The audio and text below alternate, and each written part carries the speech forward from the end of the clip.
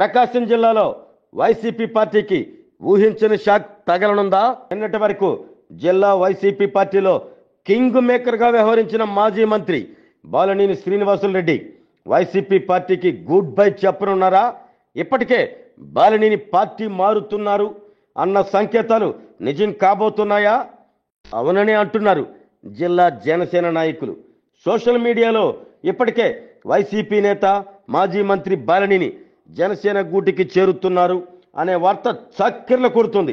ఆ దిశగానే ప్రస్తుతం బాలినేని అడుగులు ఉన్నాయి అంటూ జనసేన నేతలే ఇప్పుడు మాట్లాడుతున్నారు.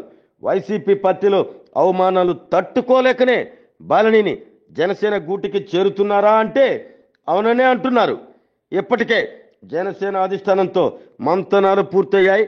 మరో వారం రోజుల్లో మాజీ మంత్రి బాలినేని తన అనుచరులతో జనసేన తీర్థం పుచ్చుకోనున్నారు. జనసేన పార్టీలో చేరికను కూడా భారీగా నిర్వహించనున్నట్లు సమాచారం.